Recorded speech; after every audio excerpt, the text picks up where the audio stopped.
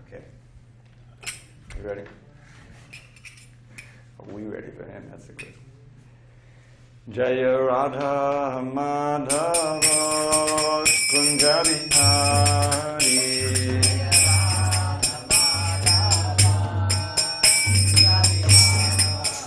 Jaya Radha Madhava Kunja Bihari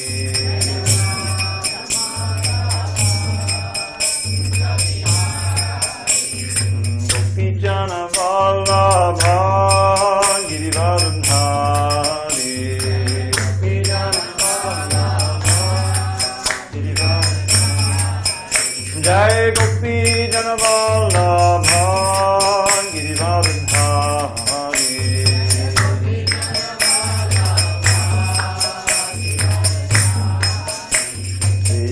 Yashodanandana Braja Janarandana Yashodanandana Braja Janarandana Yamuna Tira Vanachari Yamuna Tira Vanachari Jaya Radha Madhava Kunja Bihari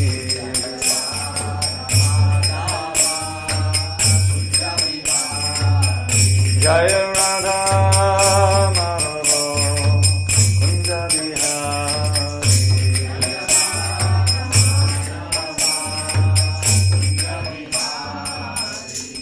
Jai Paramahansa Buddhika Acharya Ashtottara Sri Srimad His Divine Grace Srila A.C. Bhaktivedanta Swami Prabhupada Ki Jai ISKCON BBT Founder Acharya Srila Prabhupada Ki Jai Jai Vishnupad Paramahansa Buddhika Acharya Ashtottara Sri Srimad His Divine Grace Srila Bhakti Siddhanta Saraswati Thakur Ki Jai Ananda Koti Vaishnavindra Ki Jai Namacharya Srila Haridas Thakur Ki Jai Srimad Bhagavad Gita Ki Jai Samaveda Bhaktavrinda Ki Jai.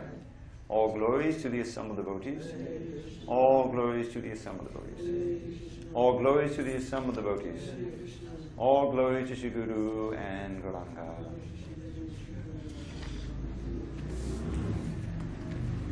Okay. This door is open now too. Is it? Yeah, leave it. Let's see if we can get it open. It's kind of hot in here, isn't it? All right, we are in the introduction. We're at the bottom of page 5, if I'm not mistaken. Bottom of page 5, the last paragraph on page 5.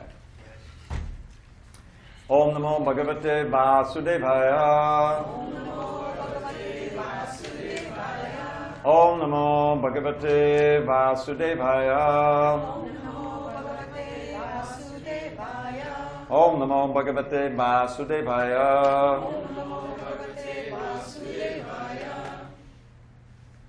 On this 31st day of August 2016 in SanDiego, we're reading from Srimad Bhagavad Gita as it is, translation and commentary by His Divine Grace A.C. Bhaktivedanta Swami Prabhupada.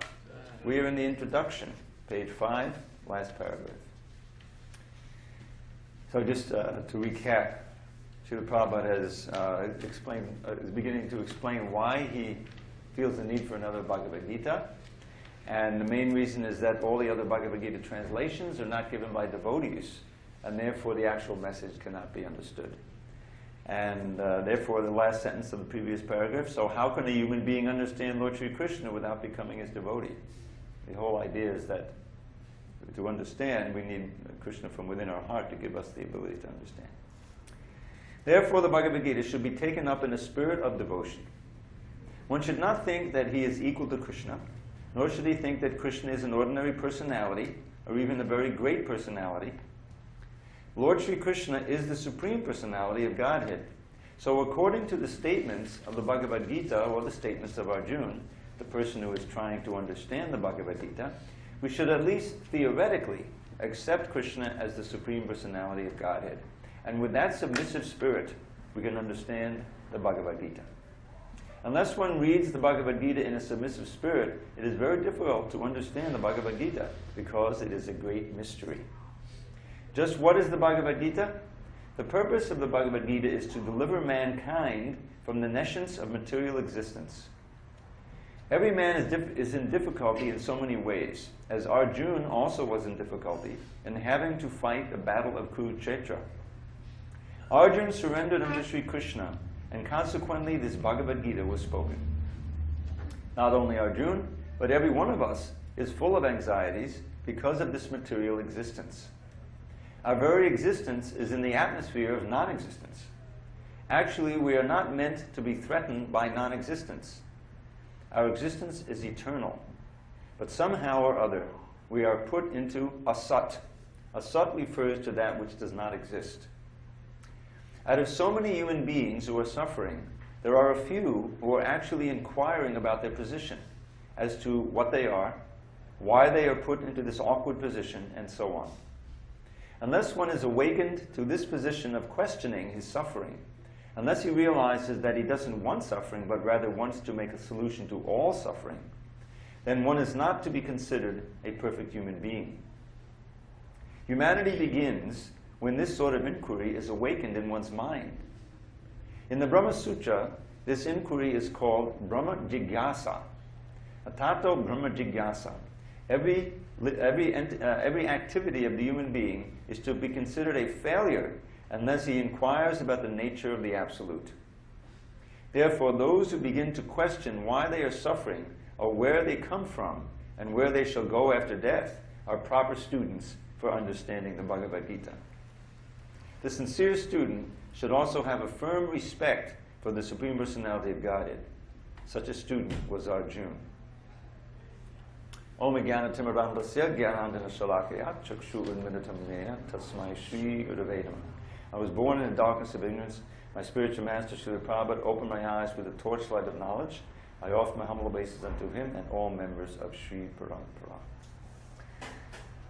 So, this is a very important point Srila Prabhupada is making, is that our spiritual journey begins with this inquiry, this really anxiety about our situation. Why are we suffering? Who am I? This is the question that Sanatana Goswami asked to Lord Chaitanya, who was the ideal disciple before the ideal spiritual master, just as we have here. And the qualification, just as Arjuna was so qualified, he was a great Kshatriya, he was a personal friend of Krishna. And yet, of course, Krishna arranged for him to be in this situation, but still he was in a condition in this first chapter of being confused about his duty, totally paralyzed in what to do, what was the right thing to do. He was so concerned about what is Dharma and how can I achieve the ultimate good, Shreya. So he's the ideal disciple, as was Sanatana Goswami. Sanatana Goswami was a great scholar. He was a born Brahmin, born in Saraswata Brahmin family. He was the right-hand minister of the king. So he had nothing to want materially. And yet when he appeared before Lord Chaitanya, he said, Kayami Kenyami Jaritapatrai. Who am I and why are the threefold miseries tormenting me all the time? If I don't know the answer to these questions, then all my so-called learning is useless. People may call me a very learned person, but it doesn't matter. So, as Lord Chaitanya himself said a few verses later, you already know the answers to all these questions, but as a wonderful disciple, you're asking them for the benefit of all, for the etiquette. So, this is a rare thing today. In this Kali Yuga, it's so crazy. People are suffering like anything, but they have no idea what the real source of the suffering is. And so they try to mitigate the suffering with some material means. This is spoken of by Prahlad Maharaj in several places. Once he describes it to his friends, when the teachers go away to lunch hour, probably it's tiffin hour, and then the students want to know, well, Prahlad, how did you learn all this stuff? And so he tells them the whole story, and then he gives them all this instruction. But the one that I remember more distinctly is in his prayers to the Lord Nrsingadev. those prayers are full of so much wonderful knowledge and devotional mood. It really worth studying very closely. So he has this verse that I always thought was a really wonderful verse. It describes the material condition, and in very concisely. So he says, Yasmat priya priya yoga sa yoga janma shokagnina sakadayona shadayamana. 2 lines he describes in great, with great concision the situation in this world. So yasmat priya priya yoga. So there are things that are priya and things that are apriya. The things that are priya are dear to us, things that we like, that are pleasing, that are, we have a whole list, And then there's a whole bunch of things in this world that we don't like. And so material life consists not even just on the human platform, but every living entity goes through this. Trying to mitigate the miseries, minimize whatever strategy we may have, and try to maximize the things that are pleasing.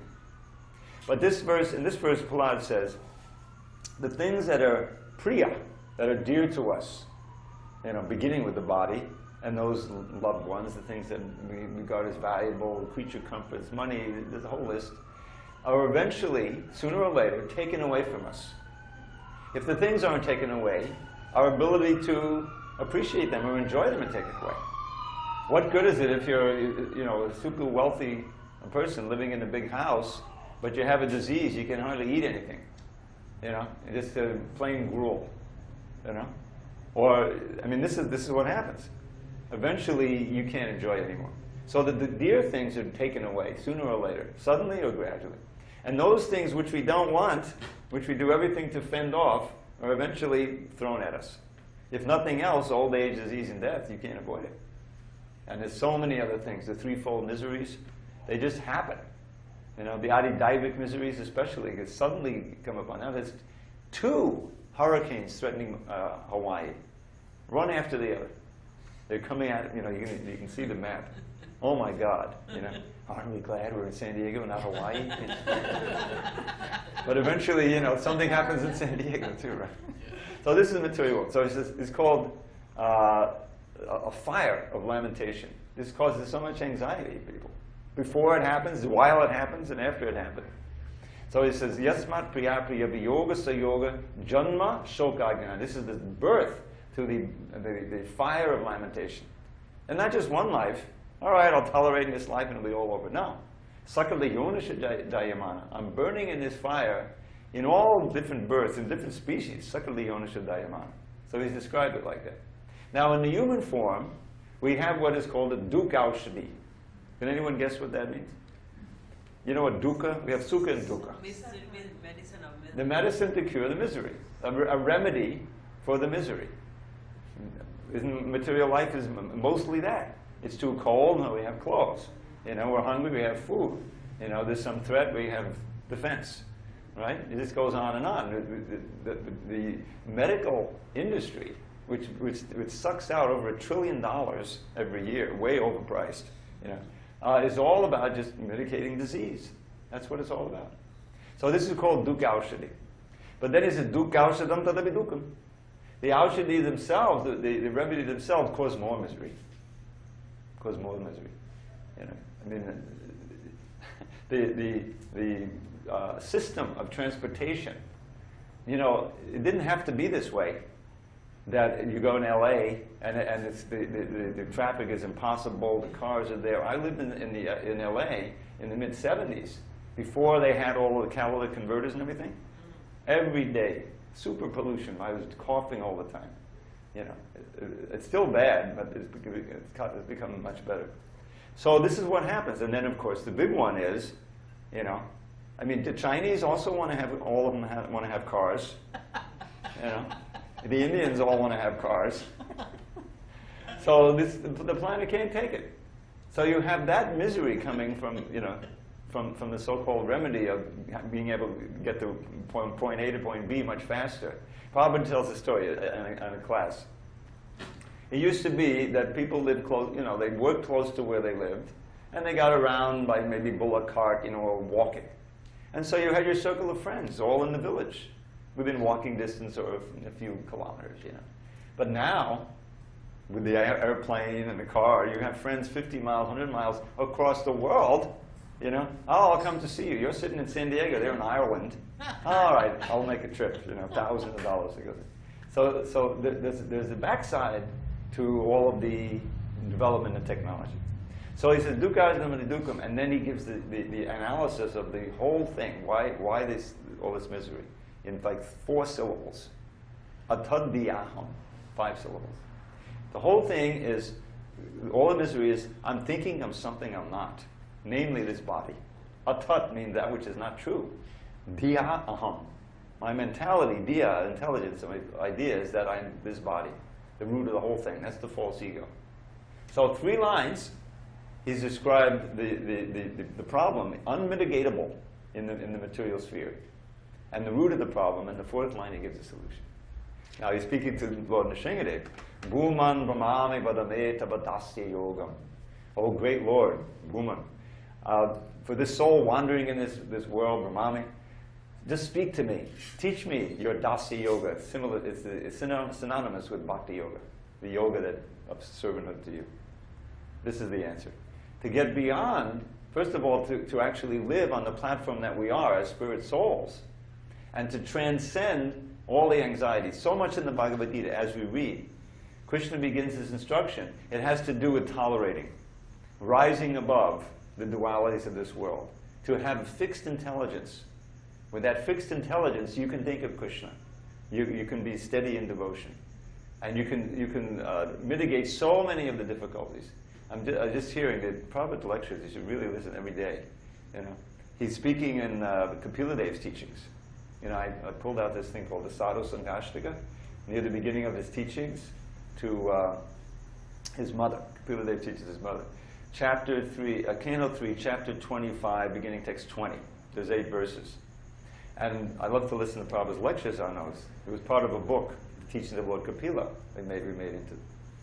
So, the whole idea there is that prasangam madanam pasham atmana kavayogadu, is that we are tightly bound to this world by the ropes of attachment.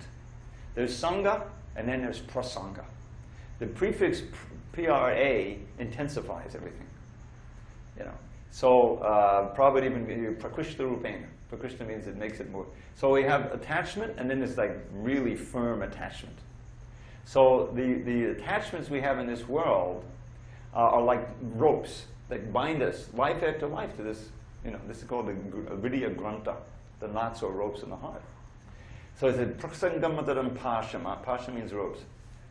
Prasangam atmana kavayovadu.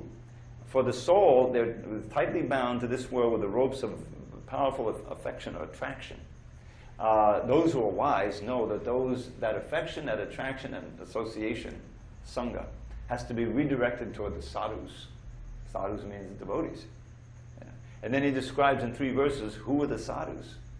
And the first word is, famous verse, tatikshava, karunika, sudidaksa vadehinam. That the sadhus are tolerant, but at the same time merciful to all. It's easy enough to be tolerant if you go off to you seal yourself away into a hermetically sealed room with perfect temperature. You know, I'm very tolerant. No. The tolerance means that you put yourself out like Prabhupada did, and you know, the great devotees, risking everything for preaching. But you're still tolerant, because as soon as you go out there, it's going to be a lot to tolerate. As anyone knows, just living, what to speak of, trying to get people to be Krishna kindness. So Kad is Sudidak Sarvadehin, the friends of all living entities. They have no enmity toward anyone. Ajata Shatrava means that their enemy is never born. You know? Why don't they have any enmity?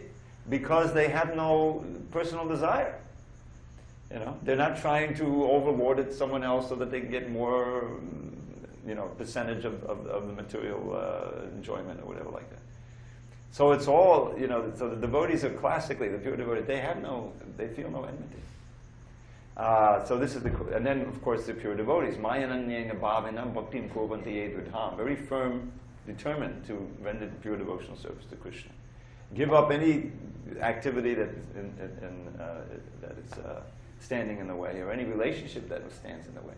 So what do? Now here's where it describes, because Prahlad was talking about the materialists can't get out of the miseries. They just get deeper and deeper. It's like that Brer Rabbit, wasn't it? That he tried to get free from, he got stuck with the pitch. Let me get off the, push away, and then gets stuck. That's just like we are in Maya, in Maya's clutches. We have a plan to enjoy and to get rid of the misery, but we find in the end of the day, we're not enjoying it all, and we're more miserable. But here he's describing how devotees, pure devotees, actually transcend the difficulties. Manashaya, katamrishta, shinbandi katayanti cha, tapanti vividastapa, naitan madgata cetasa. So, madgata cetas mean their minds have gone to me. Their minds are focused on me, see? So, manashaya katamrishta. This manashaya in this case means sound vibration that's sheltered under me or that's dealing with me. Kata mrishta, very sweet. Mrishta means very attractive. Pure, the sound, the glorification of Krishna when vibrated by great devotees especially. What do? They hear it and chant. Shinbandi katayanti cha. And because their minds are absorbed in that sound vibration, which is not different from Krishna, tapandi bhavatas tapa. The tapa are the burning miseries of this world. Naitan madgata chet, naitan does not bother them so much. Of course, they're conscious of it, but it's not like the materialists who are totally immersed in the modes of nature and in bodily consciousness. So he goes on to describe to his mother. He's teaching his mother, you have to search out such great souls because their association will eradicate the results of your previous bad association. The whole science of Krishna consciousness can be understood in terms of sangha, association. What you direct your mind to associate with, and what you are associating through the lens of the mind. Right now we're helpless. The mind is filled with present and past impressions, not only of attractive things you want to get, but dangers that we can't forget, that we try to avoid. PTSD is an extreme example. You have some trauma, you can't forget it, and it haunts you for years, even the rest of your life sometimes. So, how to deal with all that? The mind. So he's describing here that by this association you can cure the bad association from before. And then he gives this seminal verse. Satam pasangan mama virya samvido. Notice that word pasanga in there again. But this is intense association and attraction for the sadhus. Satam pasangan mama virya samvido bhavanti ritkana rasayana kata. Tadjoshanarashu apavargavartvani shraddha ratir bhakta anukamishiti. The whole bhakti process is right there in that one verse. So by meaningful, intense association with devotees, satam prasangan, what's going to happen? You're going to hear the glorification of Krishna. Everybody knows. If you came into Prabhupada association, what's going to happen? Kirtan or class, right? You're going to hear that pure vibration. That's the whole idea. So that's what he's saying. Mama virya samvido. My powerful activities will be vibrated. Bhavanti ritkana rasayana kata. And these vibrations are like rasayana. Rasayana means life-giving elixir for the heart and the ear. Karna rasayana kata. So this is a process of yoga. Just hearing.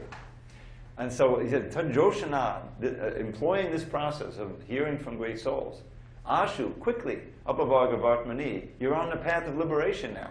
That's out of the meshes of all the difficulties and misery. What do you develop? Shraddha, rati, and bhakti, step by step. Faith. Faith is all important. Faith in the process, faith in Krishna, faith that even I can be empowered to follow the process. Because the tendency is, Maya has many tricks, and one of them is discouraging you. I tried chanting Hare Krishna. I tried living in the ashram many years ago, but it's not for me. I couldn't do it. I have to wait till next birth, right? So this means you don't have faith in Krishna, that he can empower anyone. And there's so many examples of even animals who were exalted, Gajendra or somebody, or Jagai Madai, who were the most sinful of the sinful, and they were. So anyway, Shraddha develops, and then attraction to Krishna. You know, culminating in bhakti, in this case mean prema bhakti, pure bhakti. Where did we stop exactly? We're on page 6.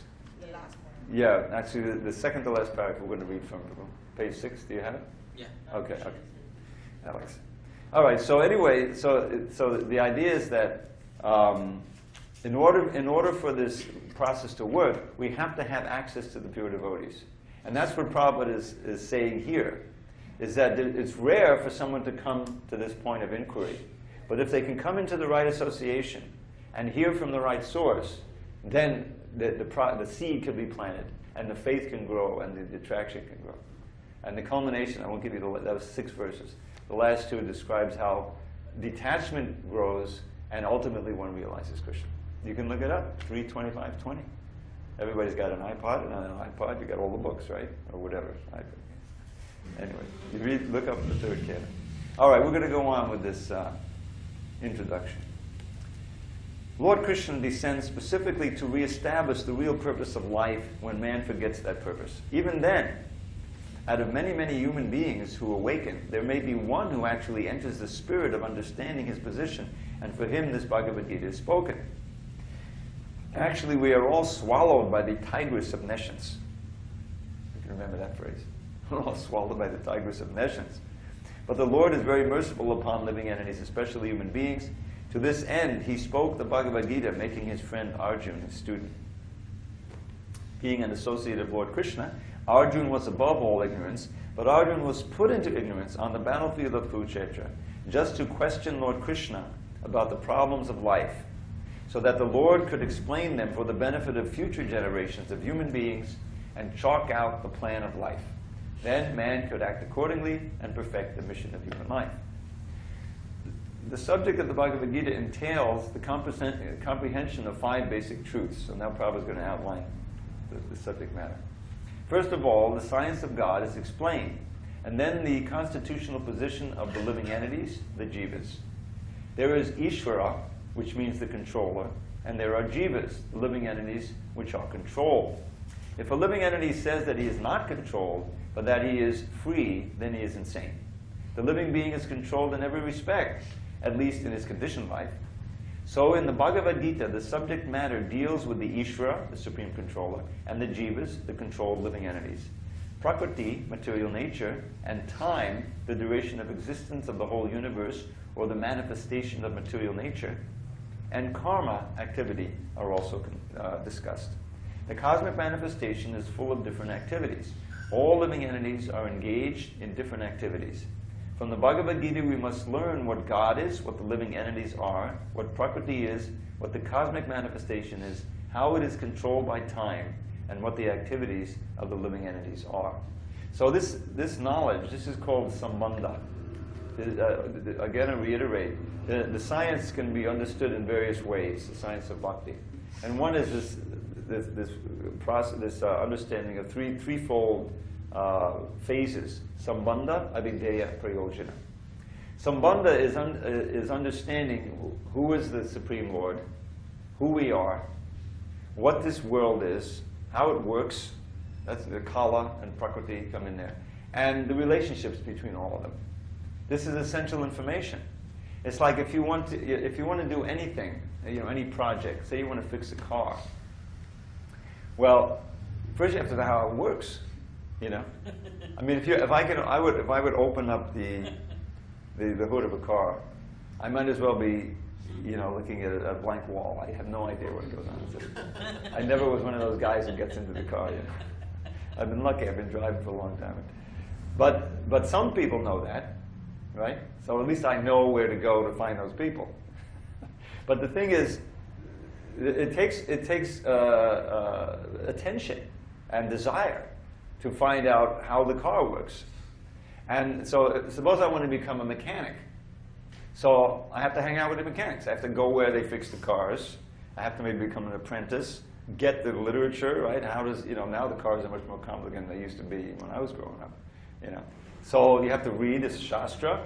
There's a guru, the experienced mechanic, right? And then there's the process of learning the whole thing. And so that's, sambandha is understanding what's what, before I even touch the tools, right? At least enough so that I won't make a mess and ruin things. And then there's the actual training. And then there's the final goal, which is, oh, now I'm an expert mechanic. I can open up my own little shop in Tijuana. Not in So the point is, it's true for anything. Anything you want to do, there's that knowledge aspect, there's the practice aspect, and then there's the goal. So it's certainly true for bhakti.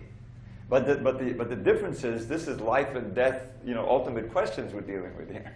And the ultimate goal that you have is getting rid of all your suffering and diving into an ocean of endless, ever-increasing, variegated bliss. In other words, it can't be a greater goal than that. If it exists, we should at least inquire about it and try to achieve it. So it first requires, this is a very nice little division. God, the jivas, right? This nature, time, which is pushing everything forward, and karma. And Prabhupada will explain in a few lines here that all of them are eternal except for one, karma. Now, prakriti is manifest and unmanifest, but it is eternal. You understand? There's always the material energy, but sometimes it's manifest, sometimes it's absorbed within Krishna. He says in the first of the Chatur Shloki, in the second canto, 9th chapter of the Bhagavatam, it says, Ahame vasame bhagre nanyad yat satasat padam pushtaraham miretacha yogashisheta sosmiham. He says, before there was anything manifest, I existed in the spiritual world. There's a period of time when Mahavishnu breathes in and there's no manifestation. So, and then when everything is manifested, still it is just I who exists, because it's all my energy. And when it's all wound up again, I will continue to exist. So anyone who can say that truthfully, he has to be God. Everything else is derivative, is derived from him. That's including ourselves. So how that all happens is very intricate. It has, then we can know, well, how does time work and prakriti? But karma, activity, that's where we come in. Meaning that we are now suffering or enjoying the results of previous activity, but we have free will of how we're going to act now. And the whole, the art of Bhagavad Gita is how to live in this world, after all we have to live, without incurring any new karma that we have to, either suffer or enjoy later, the results of. And how to act in such a way that we're mitigating or erasing previous karma. Because that karma is what's weighing us down. Everyone is buried with that. So that will be explained in the Bhagavad Gita. The Bhagavad Gita is training us how to work so that we're not, it's a karmic activity. It's called Naishkarmya. You're not supposed to work for fruit of desire. The whole idea, right, in Bhakti is to work for Krishna.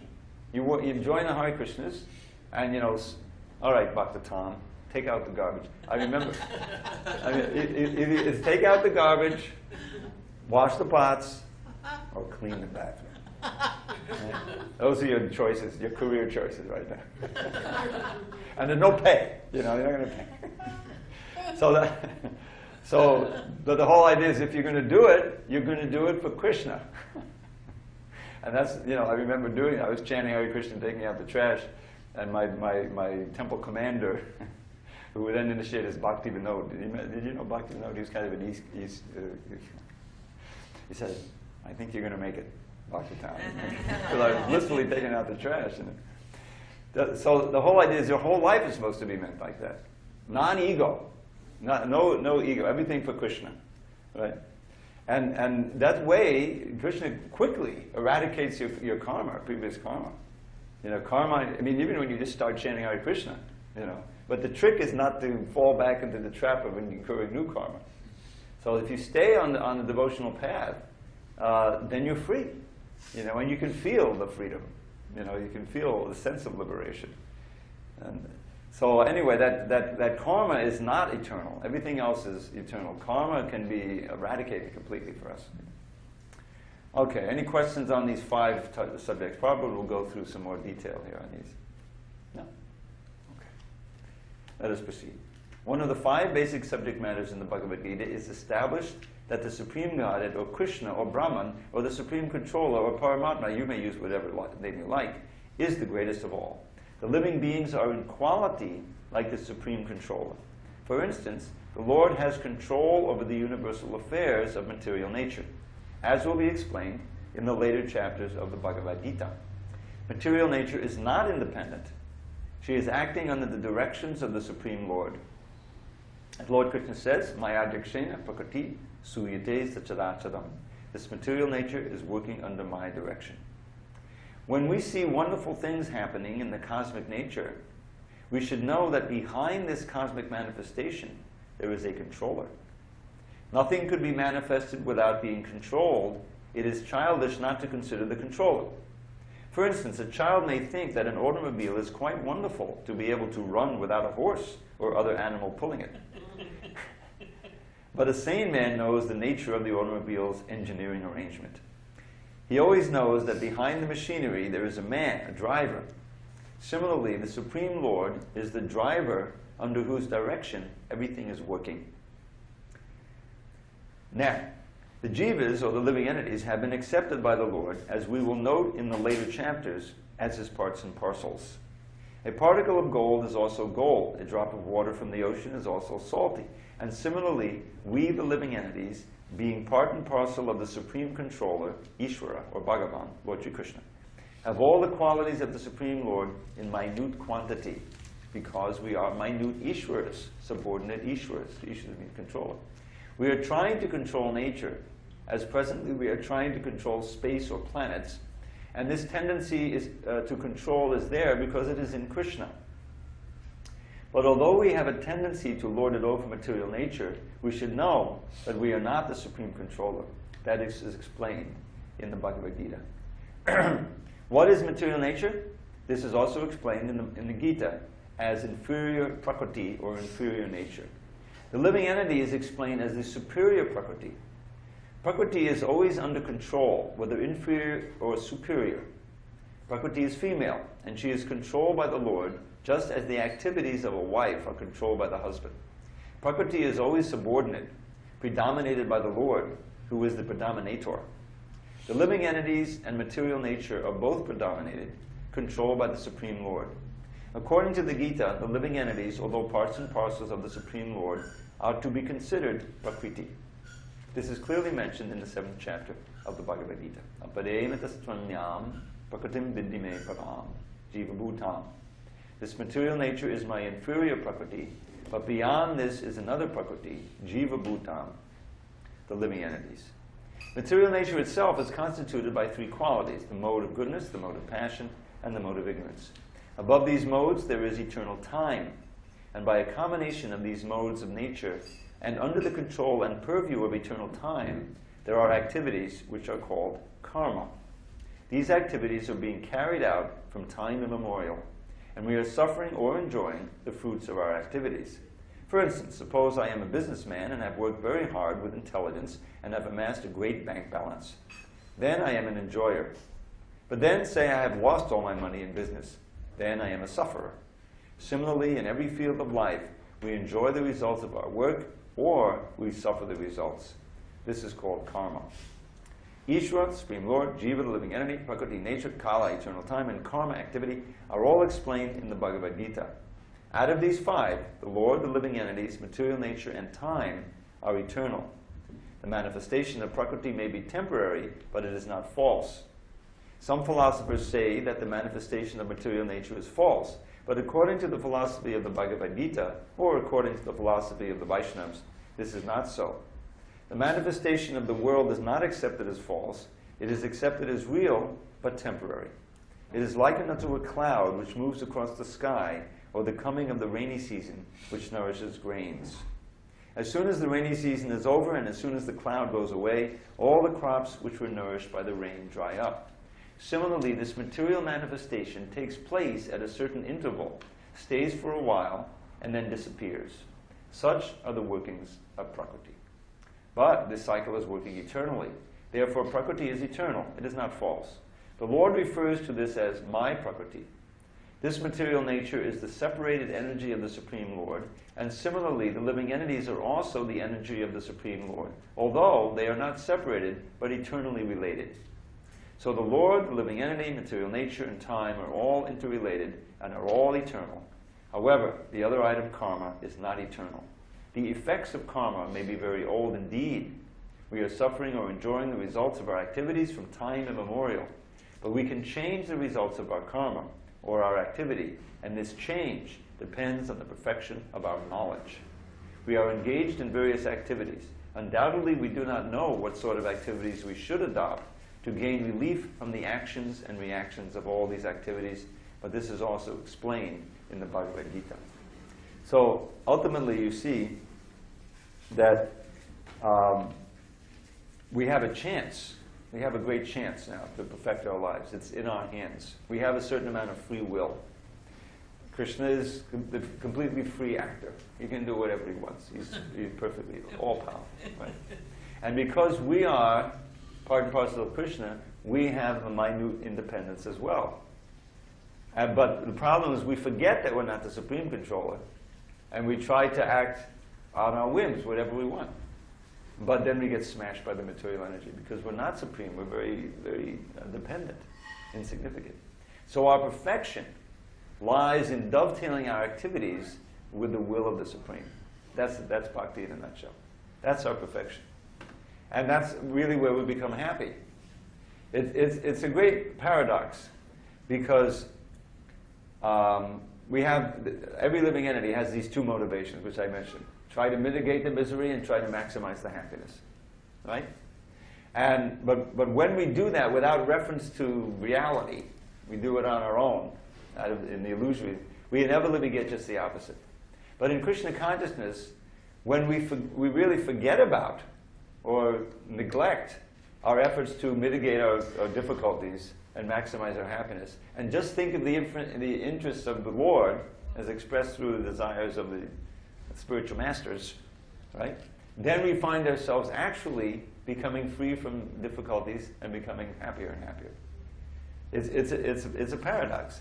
It's like the old thing with the hand, you know, how the senses went on strike. You ever hear that one? So our body is like kind of a little metaphor for the whole operation.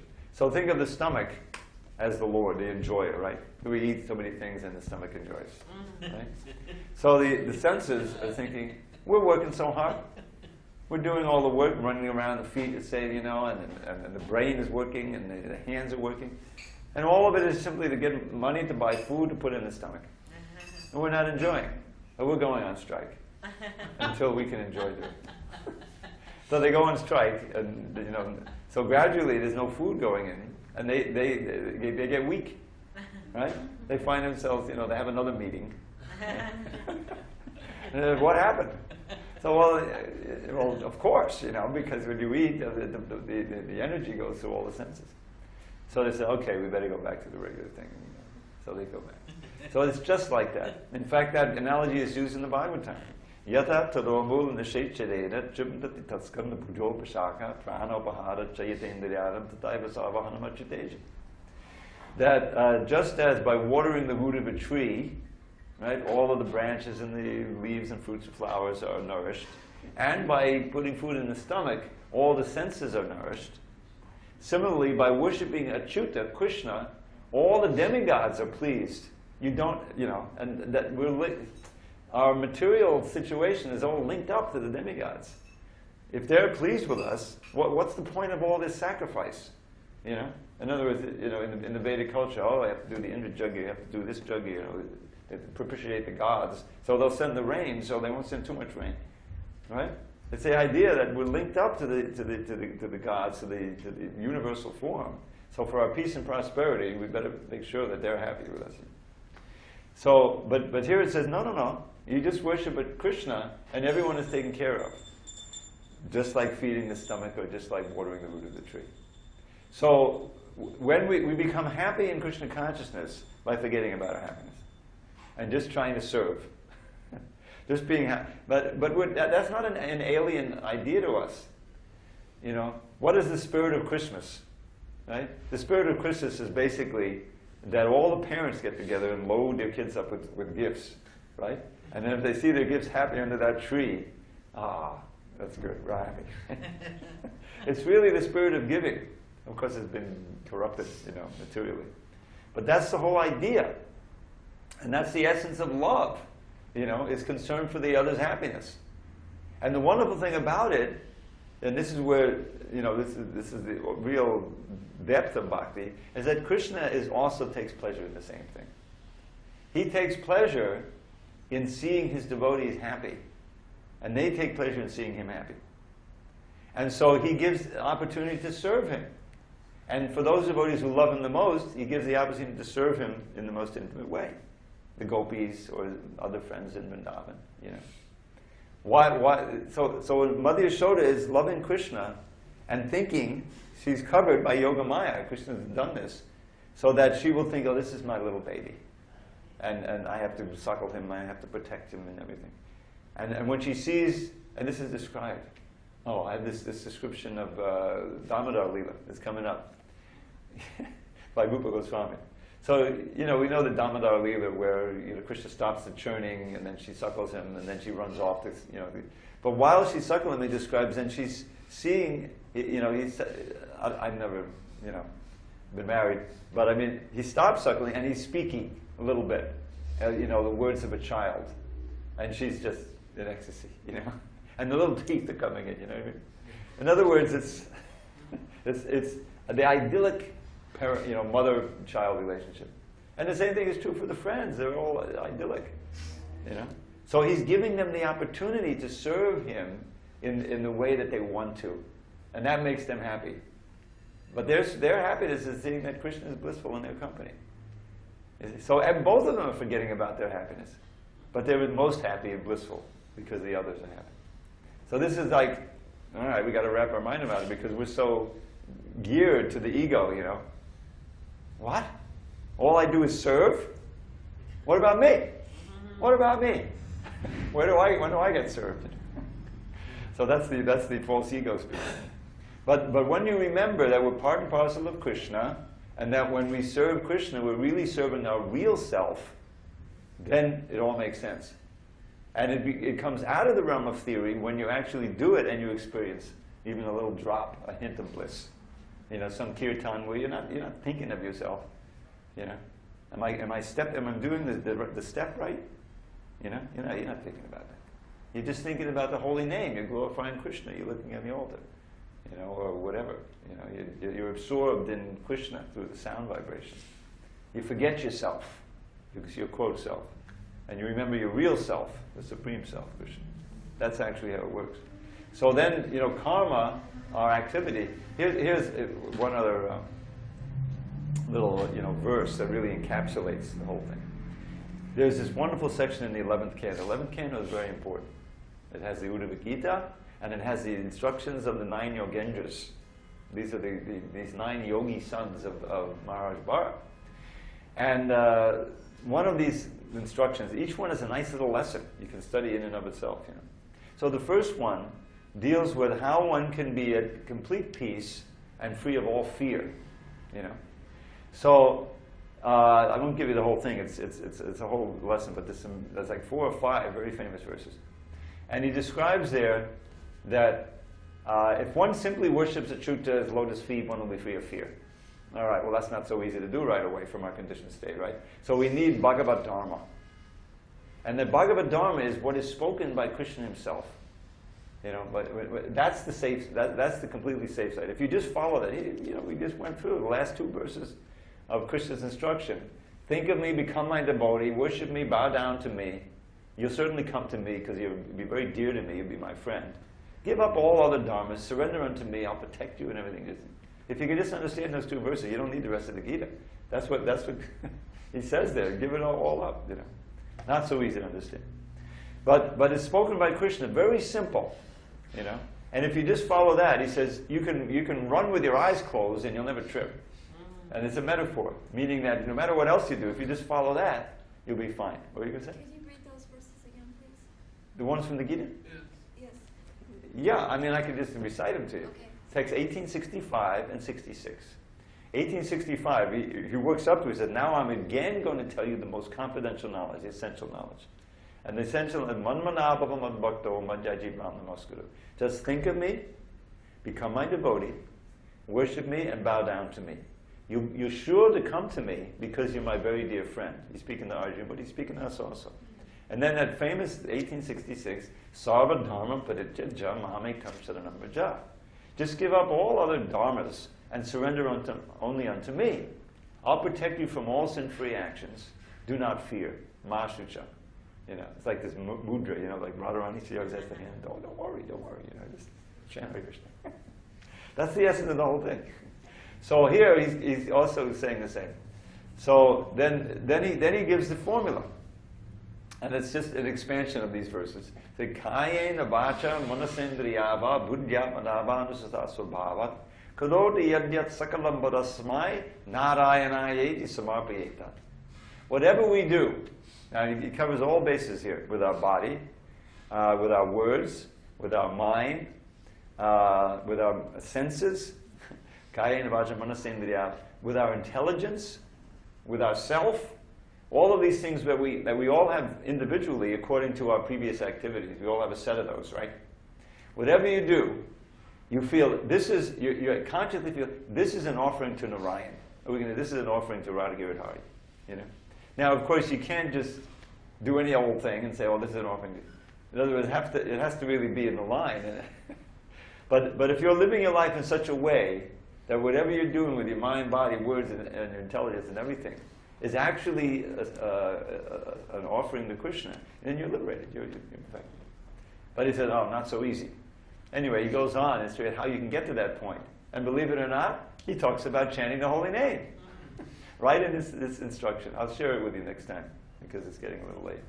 But our literatures are full of this. All these little self-contained lessons. So the whole idea is that we have this disease. We're in a disease condition. Disease is this false ego, this sense of separation from Krishna, this illusion that we're this body, and we've forgotten completely about the Lord, our relationship, everything else, and we're just groveling around, and we're in ignorance. The real problem is we're in ignorance. And so Prabhupada came, to give us this knowledge, and it's available.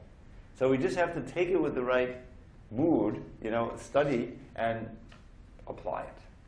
And we'll find that the more that we apply it, the more that it means. And that's why the Bhagavad Gita, like Krishna, is ever fresh. It's never stale. Because you come to it differently. If you're advancing and becoming clearer, then reading the same verse, day after day, you get newer and newer revelations. Just like the Hare Krishna mantra. How many times have we chanted? Millions. I mean, if you chant the holy name 27,000 times a day, it runs into the millions. But one of these days, right, we'll actually appreciate what that name is. It'll be like a whole revelation. Because it's not material. Whereas the material stuff is dead and it gets stale and it's old. But spiritual is ever fresh. Okay, if there's no final comment, we'll adjourn, get ready for kirtan. We will resume. Can you keep track, Marcy? Where are we here? Second paragraph, 9th page.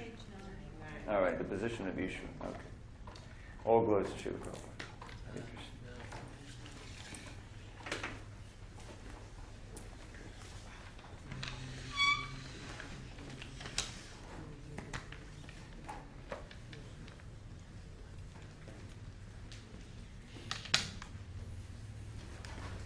Okay, this is standard now. This is how many we're going to have from now on. Because everybody's here, come back. I do want to thank you all for coming.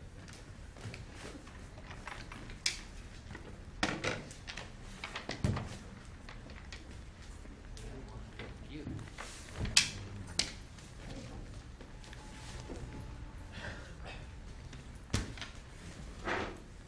Don't know what Grandma did.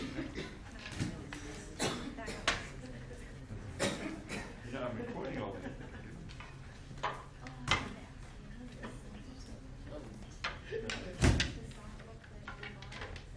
Yeah. Oh, all the songs? No, I didn't think it was like this. No. But they just want to make sure I don't forget. Yeah, I was actually just gonna do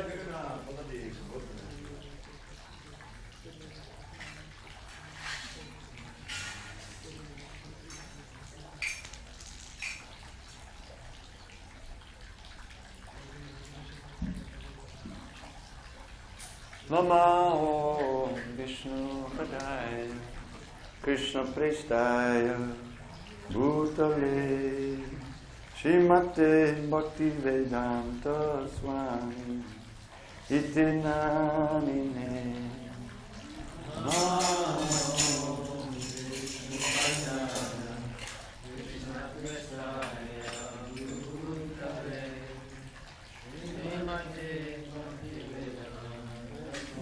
This way. Namaste Saraswati Devi Gaurambani Pracharine Nirveshesha Shunyagari Ashachari Pratarine. The drum itself.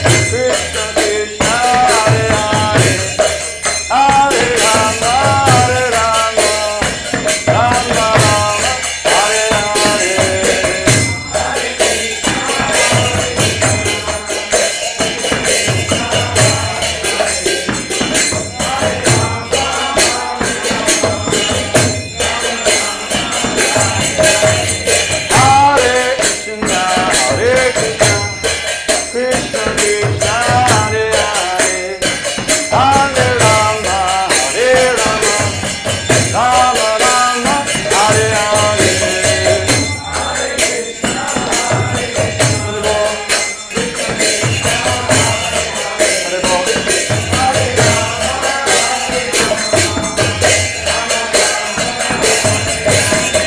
Hare Krishna, Hare Krishna, Krishna Hare Hare, Hare Rama, Hare Rama, Rama Rama, Hare Hare.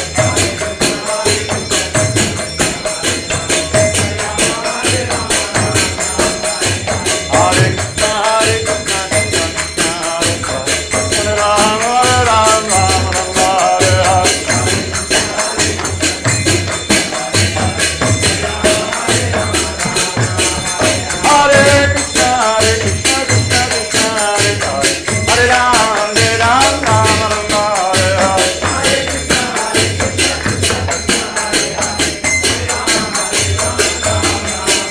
Hare Krishna, Hare Krishna, Krishna Krishna, Hare Hare, Hare Rama, Hare Rama, Rama Rama, Hare Hare.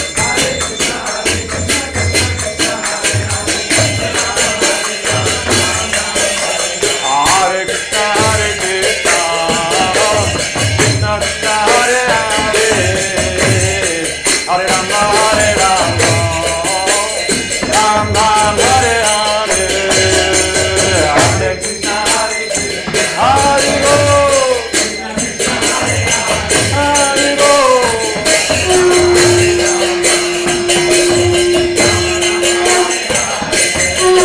Hare Krishna, Hare Krishna, Krishna Krishna, Hare Hare, Hare Rama, Hare Rama, Rama Rama, Hare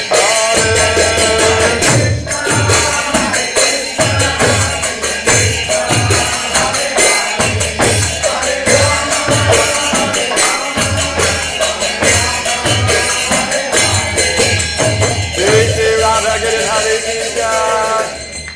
Jai Bhagavad Paramahansa, Varudikacharya, Astotra Shri. Srimad, His Divine Grace, Srila A.C. Bhaktivedanta Swami Prabhupada ki Jai. ISKCON Bhagavad Acharya Srila Prabhupada ki Jai. Jai Prabhupada Paramahansa Varudikacharya, Astotra Shri Srimad. His Divine Grace, Srila Bhakti Siddhanta Saraswati Thakur ki Jai. Anant Koti Vaishnava ki Jai. Namacharya Srila Haridas Thakur ki Jai. Prem Shri Bhagavad Shri Krishna Chaitanya Prabhu Nityananda, Shri Advaita Gadadhara Srivasadi Gaur Bhaktivinoda ki Jai. Shri Radha Krishna Gopalnath Shastri Radha Shri Govardhan ki Jai. Vrindavan Dham ki Jai. Navadip Mayapur Dham ki Jai. Jagannath Puri Dham ki Jai. Ganga Mahi ki Jai. Pune Mahi ki Jai. Tulsi Devi ki Jai. Bhakti Devi ki Jai. Shri Harinam Sankirtan ki Jai. Transcendental Distribution ki Jai. Srila Prabhupada ki Jai. Samadeva Bhaktivinoda ki Jai. All glories to the sum of the devotees. All glories to the sum of the devotees. All glory to the sum of the devotees. All glory to the Guru and Gauranga.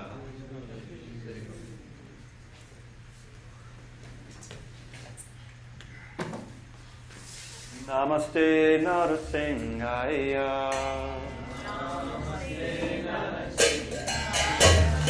Namaste Narasimhaya. Hare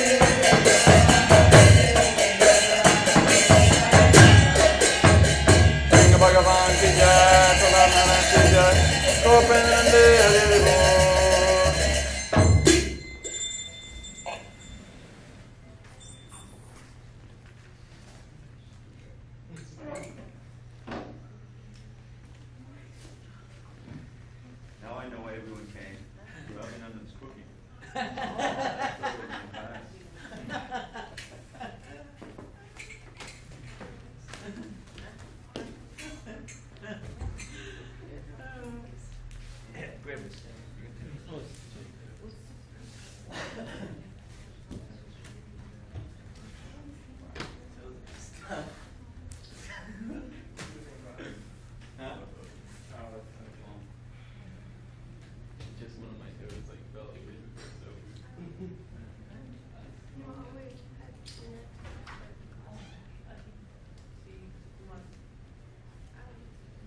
You're gonna have some? You have some? Come forward. You want any prasad? Just take a little bit. It's very good. Whoa. He makes very good movies. Like the other side. The other side.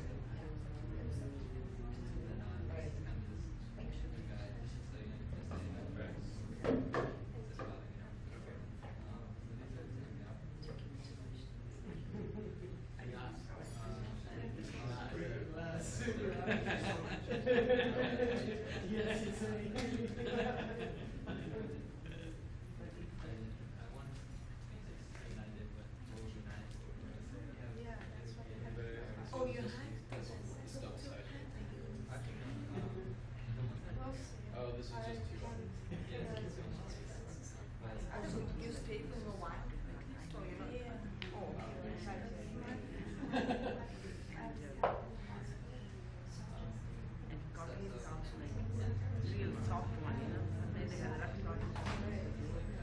You can stay till December. You don't need to make it.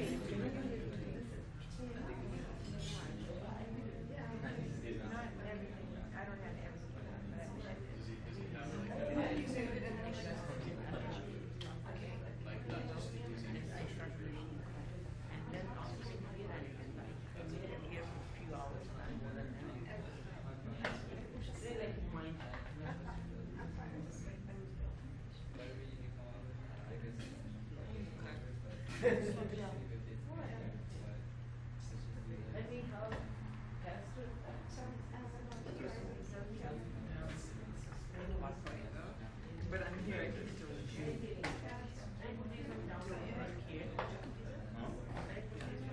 Yeah, put it there.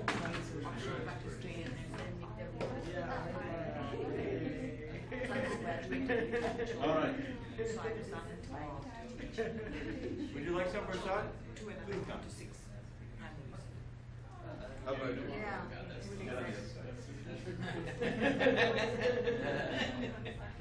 Ladies first. Quick lunch? Near Miramar. Yes. This is going to be regular thing too for you? Wednesday night? Oh, you work? Have you been here all summer? This is like a sweet. Would you like some sweet? Let me know. Right, sure.